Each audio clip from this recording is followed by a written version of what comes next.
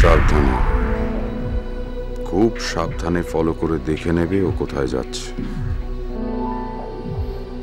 চারিদিকে সতর্ক দৃষ্টি রাখবে, তারপর সুযোগ বুঝে ঘিরে ফেলবে।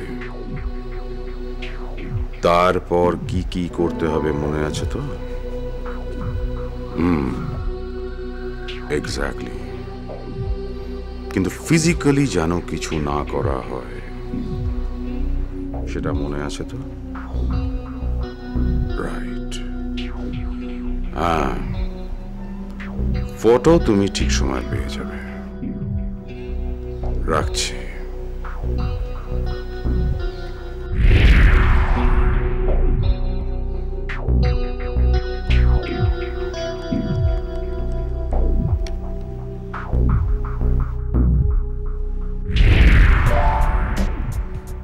আমি বলছি,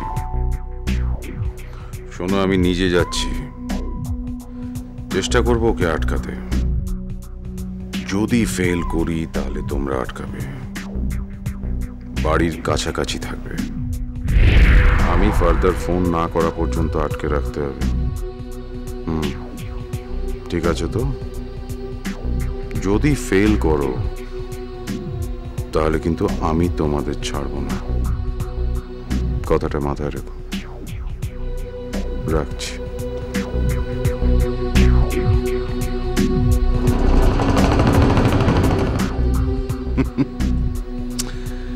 কিন্তু আমি যে ব্যবস্থা করেছি, এরপর অপূর্বর জন্য তোমার মনে একটু ভালোবাসা অবশিষ্ট থাকবে না।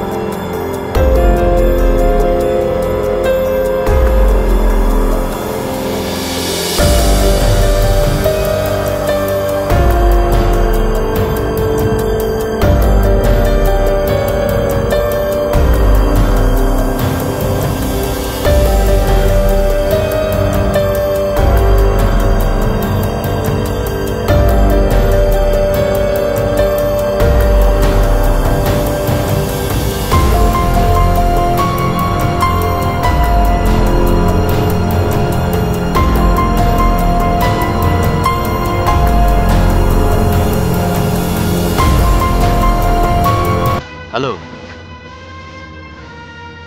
হ্যাঁ হ্যাঁ দেখেছি। হ্যাঁ, উকিলের বাড়ির দিকে যাচ্ছি। সরি সুদীপবাবু, কিছু মনে করবেন না, এখন আমার পক্ষে আপনার সঙ্গে কথা বলা সম্ভব নয়।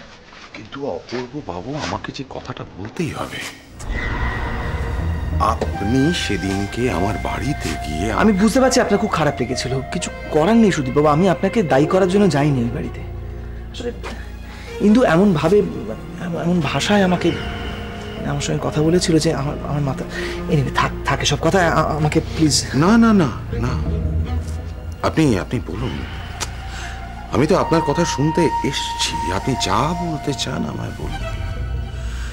আপনি তো আমায় বলেছিলেন ইন্দুর যাতে কোনো ক্ষতি না হয় সেটা আমাদের দুজনকেই দেখতে হবে, আপনি তো বলেছিলেন। আর হ্যাঁ, সেজন্যই তো। না না না, আমি বুঝতে পারছি আপনি হয়তো এই ব্যাপারটা নিয়ে আলোচনা করতে চাইছেন, কিন্তু সত্যি আমার হাতে সময় নেই। আপনি কি কোথাও বেরোবেন অপূর্ব বাবু? আপনি কি করে জানলেন যে আমি বেরোচ্ছি? না, এই যে আপনি বারবার বলছেন আপনার সময় নেই হাতে, তাই আমার মনে হলো আপনার বোধহয় কোনো জরুরি কাজ আছে, আপনাকে বেরোতে হবে। হ্যাঁ, আমার একটু জরুরি কাজ আছে। কিন্তু আপনার সঙ্গে আমার আলোচনাটা যে খুব বেশি জরুরি।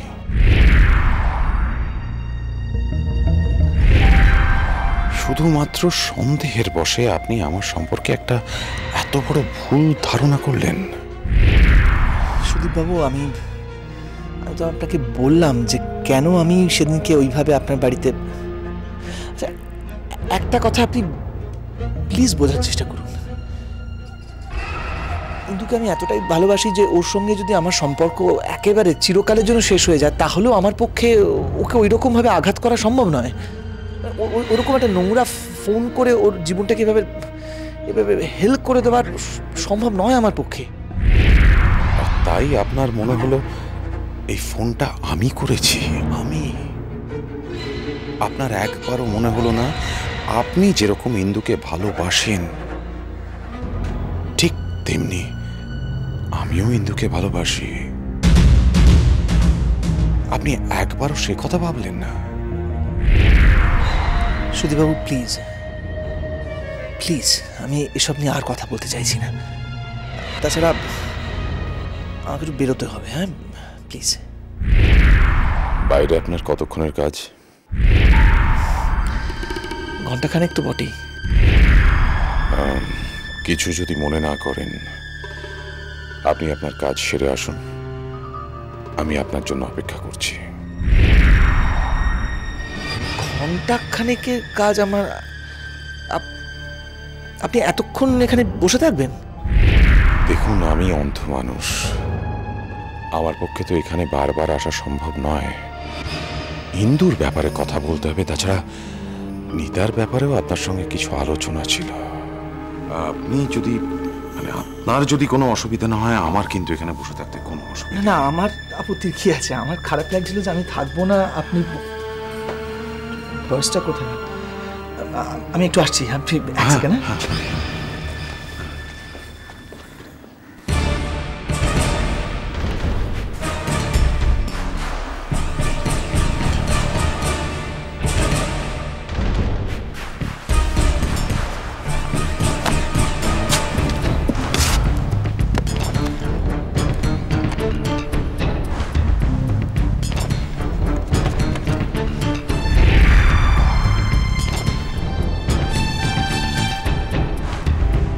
আপনার মোবাইলটা ঘন্টাখানেক আমার হেফাজতে থাকবে অপূর্ব বাবু।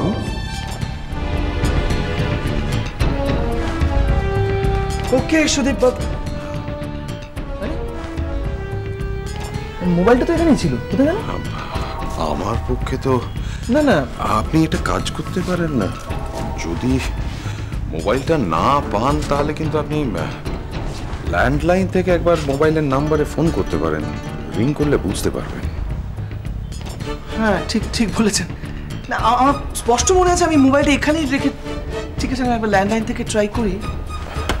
চাপা এখানে ডালটা নেই। সে কি? কি আশ্চর্য! কি আশ্চর্য! আমি কিন্তু আপনার মোবাইল ফোন নিইনি। You must be joking. এভাবে বলছেন কেন? আপনার পক্ষে তো নেওয়া সম্ভব না, আপনি নেবেনই বা কেন? ছি ছি। আচ্ছা, আমার খুব খারাপ লাগছে আপনাকে এভাবে একা বসিয়ে যেতে। এবার কান্ট হেল্প, আমাকে বেরোতেই হবে। It's alright, it's alright. আশ্চর্য, মোবাইলটা।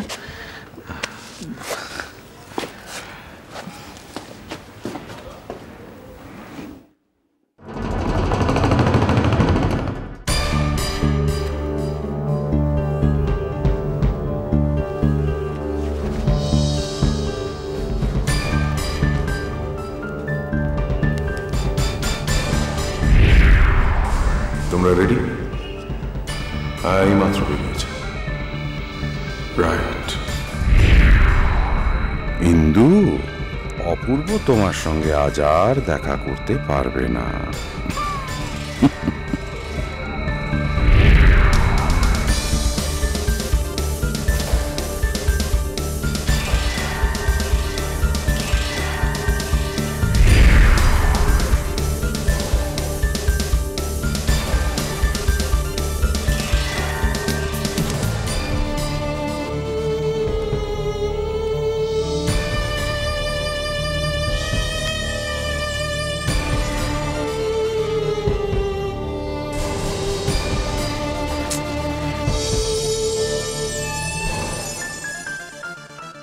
অপূর্ব কথা দিল আসবে, তাহলে তাহলে আসছে না কেন? ও কি তাহলে আসবে না?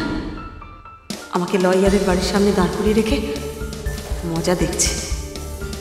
উফ, সত্যি এই লোকটাকে যে কি করে আমি ভালোবাসলাম।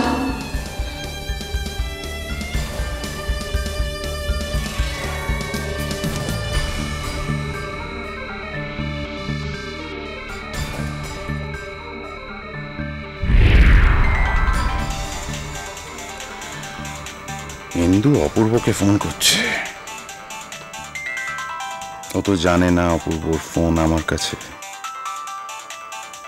বেচারা অপূর্ব। অপূর্ব, তোমাকে ইন্দিরার কাছে খারাপ হতেই হবে, কিচ্ছু করার নেই।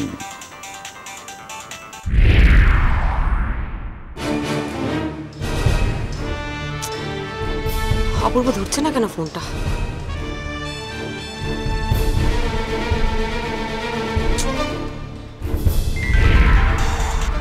যা, কেটে গেল। কি হবে?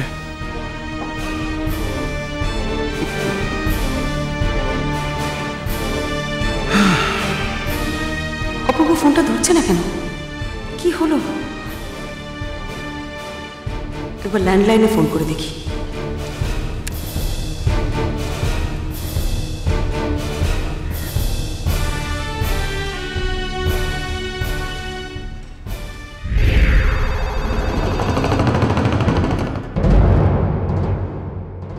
যা,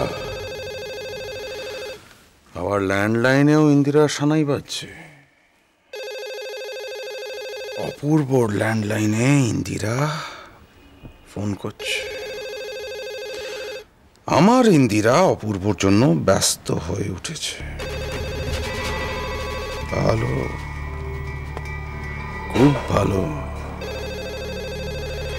ইন্দিরা যত ব্যস্ত হবে অপূর্বর কপাল তত পুড়বে। Good, very good.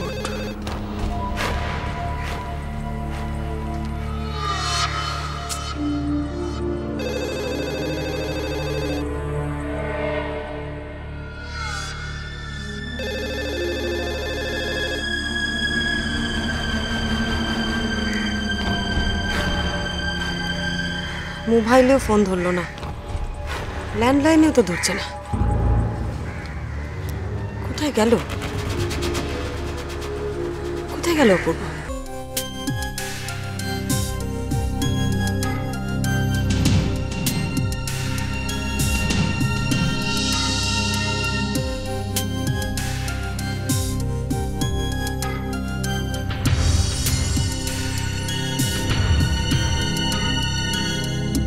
অপূর্ব আর আসবে না, বুঝে গেছি, আর আসবে না। ঠিক আছে, না আসুক। কি ভেবেছে ও? ওকে ছাড়া আমি ডিভোর্স পাবো না? ডিভোর্স আমি ওর কাছ থেকে ঠিক আদায় করে ছাড়বো। কোনো দরকার নেই অপূর্বকে। আমি একা একাই দেখা করবো লয়ারের সাথে। আপনাদের কেস হিস্ট্রি যা শুনলাম মিসেস মিত্র, তাতে অপূর্ববাবুর সামনে, আপনাদের দুজনের সামনেই আমার কিছু কথা বলার প্রয়োজন ছিল, যাতে করে মনে হয় যে আপনাদের এই সমস্যাটা সহজেই সলভ হয়ে যেতে পারে। মিস্টার সান্যাল, অপূর্বর এখানে আসার কথা ছিল, কেন এলো না সেটা আমি ঠিক জানি না।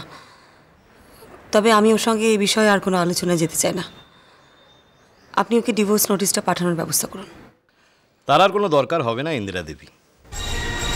মানে? যেহেতু আপনার প্রথম স্বামী এখনো জীবিত এবং তাকে ডিভোর্স না করেই আপনি অপূর্ববাবুকে বিয়ে করেছেন, সেহেতু আইনের চোখে আপনার এই দ্বিতীয় বিয়েটা বৈধ নয়।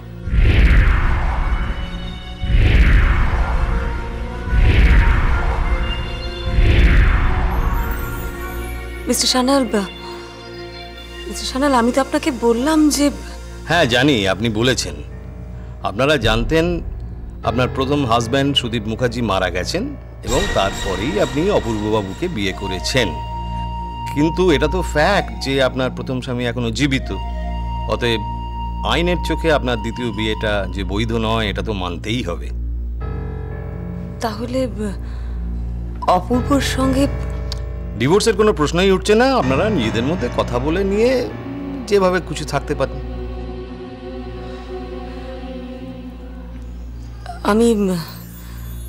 আমি একটা কথা জানতে চাই।